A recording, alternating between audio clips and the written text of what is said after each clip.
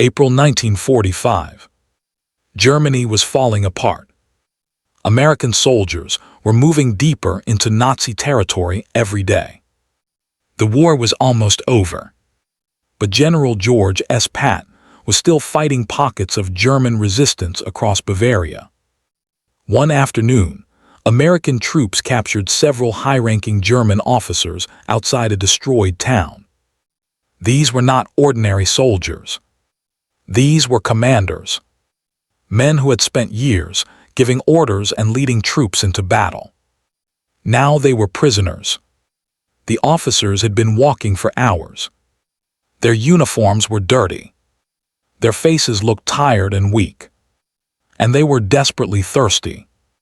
When they reached the American checkpoint, one German officer stepped forward.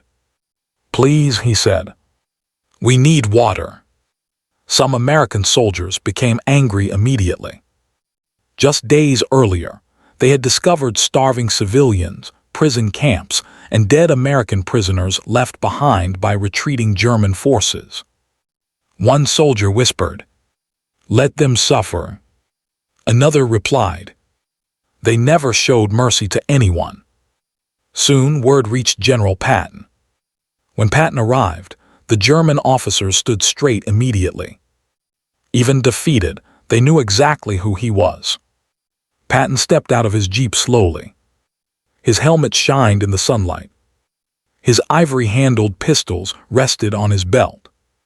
He stared at the thirsty officers silently. Then one German officer spoke again. "General, water." Patton looked at him coldly. The area became completely silent. The American soldiers expected Patton to refuse. Some hoped he would. Instead, Patton asked one question. "When your army marched through Europe," he said, "did you give water to your prisoners?" The Germans said nothing. Patton stepped closer. "Did you give water to the people starving in your camps?" Still silence.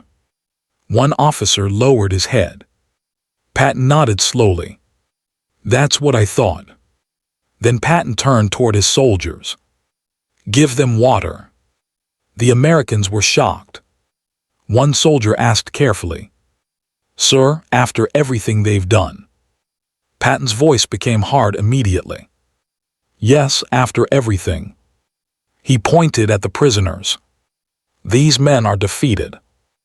Then he pointed toward the American flag nearby. "And we are not Nazis." Nobody spoke. An American soldier handed the prisoners canteens. The German officers grabbed them quickly. Some of their hands were shaking. Patton watched them drink. Then he spoke one final time. "The difference between us and you," he said, "is that we still know how to be human." The German officers stayed silent.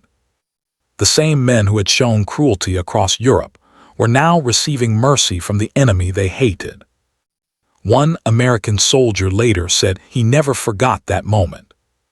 He realized victory was not just about defeating the enemy. It was about refusing to become like them.